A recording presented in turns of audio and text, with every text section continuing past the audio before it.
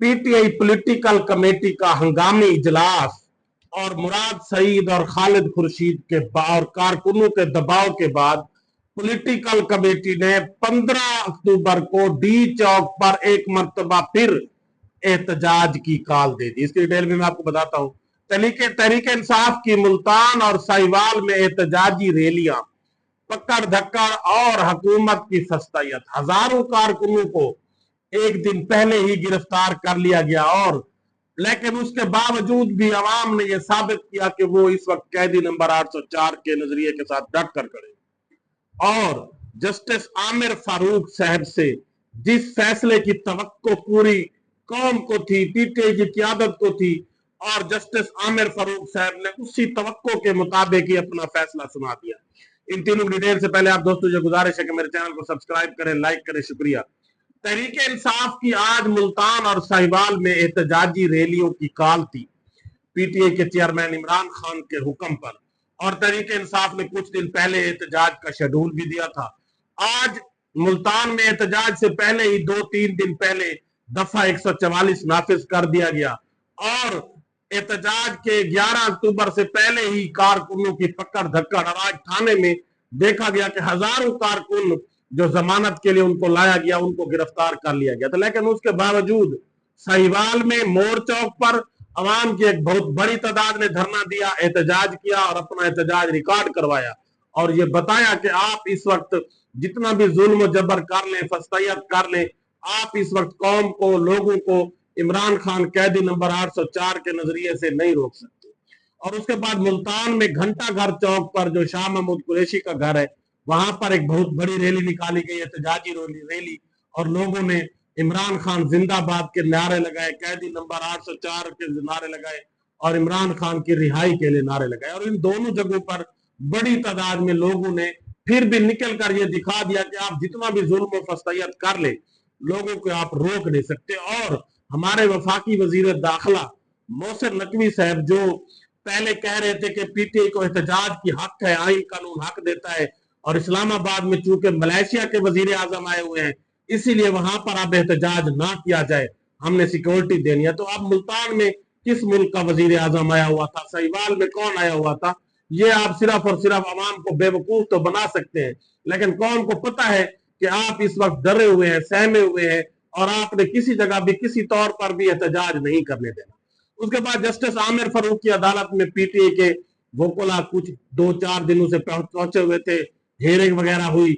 वजह क्या थी कि इमरान खान से मुलाकात क्यों नहीं करवाई जाए, और बहुत सीरियस इश्यू है इमरान खान से मुलाकात। वो एक साबिक वजीर आजम है, पहले ही आपने उसको काल कोठड़ी में रखा हुआ है और जिस तरह की उनके साथ सलूक किया जा रहा है, पीटीआई की क़यादत उसको बर्दाश्त कर रही है। लेकिन अब उसकी मुलाकात पर भी पाबंदी लगा दी गई है, जिसकी वजह से पीटीआई के कारकुनों और लीडरशिप में इंतहाई इज़्तिराब पाया जाता है। और उस हवाले से जस्टिस आमिर फारूक की अदालत में इन्होंने एक दरखास्त दी कि हमें उन इमरान खान की बहन और एक वकील को उनसे मिलने की इजाजत दी जाए, ताकि उनके बारे में जो मुख्तलिफ चीमा गोयां हो रही हैं, मुख्तलिफ ऐसी घनौनी बातें हो रही हैं, उनको हमें तसल्ली हो जाए और हम तसल्ली रखें, हमें कोई इशू नहीं है, आप हमारी 1 घंटा आधा घंटा मुलाकात करवा दे। जस्टिस आमिर फारूक ने 1-2 दिन डिले किया, आज फिर फैसला महफूज किया और फिर कुछ देर के बाद सुना दिया कि अभी हम मुलाकात नहीं करवा सकते। पता नहीं किस चीज की पर्दादारी की जा रही है कि एक मुलाकात 10 मिनट की मुलाकात नहीं करवाई जा रही, जो कारकुनों के लाखों करोड़ों लोगों के जहन में इज़्तिराब है, मुल्क के अंदर एक बेचैनी की कैफियत है। तो एक अगर आधा घंटा की मुलाकात हो जाती, शायद मुल्क के अंदर ये जो अब इज़्तिराब मजीद बढ़ता जा रहा है ये कम हो जाता, खत्म हो जाता। लेकिन जस्टिस आमिर फारूक जिस तरह इमरान खान को इनकी अदालत से उठाया गया था और ये बड़े गुस्से हुए थे, क्यों उठाया गया, शीशे तोड़े गए, हमारी अदालत बड़ी मुकद्दस है, और फिर फैसला महफूज कर लिया और कुछ देर के बाद फैसला सुना दिया था कि आईनी था उनको उठाना, और फिर चीफ जस्टिस सुप्रीम कोर्ट ने उसको गैर आईनी करार दिया था। तो इससे यही तवक्को थी जो जस्टिस आमिर फारूक ने फैसला सुनाया है।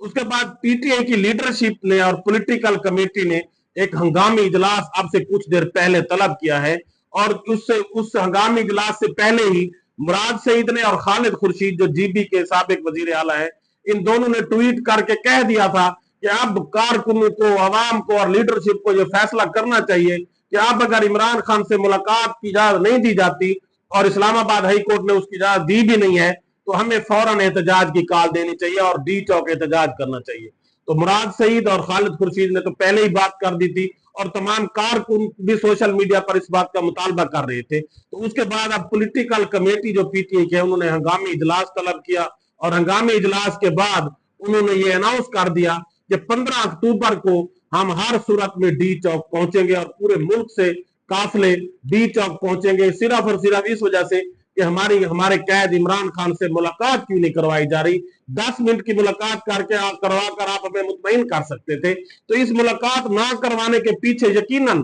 कुछ ना कुछ तो पर्दादारी की जा रही है, कोई तो इसके अंदर इश्यू है जिसकी वजह से इमरान खान की 10 मिनट के लिए मुलाकात नहीं करवाई जा रही। उनकी बहनों को अरेस्ट कर लिया गया, उनके वकील को इंतजार पंजोता को गायब कर दिया गया और इस वक्त बार बार पीटीआई की लीडरशिप सिर्फ यही मुतालबा कर रही है कि हमारी 10 मिनट के लिए मुलाकात करवा दे। जो मुल्क के अंदर एक इज़्तिराब है, बेचैनी है, कारकुन परेशान है और जो झूठी खबरें चलाई जा रही है मुख्तलिफ, क्या वो झूठी है या सच्ची है हमें कंफर्म हो जाए, उसके बाद हमें कोई इशू नहीं है। आप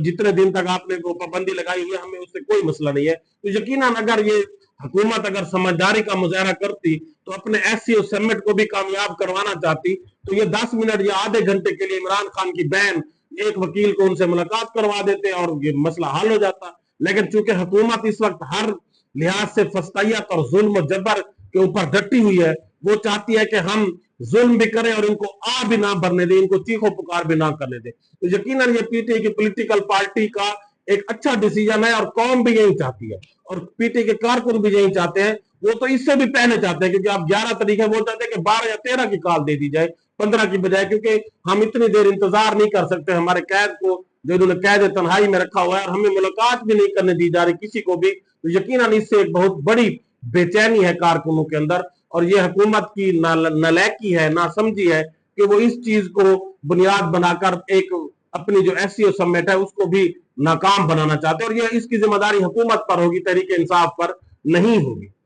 अल्लाह हाफिज।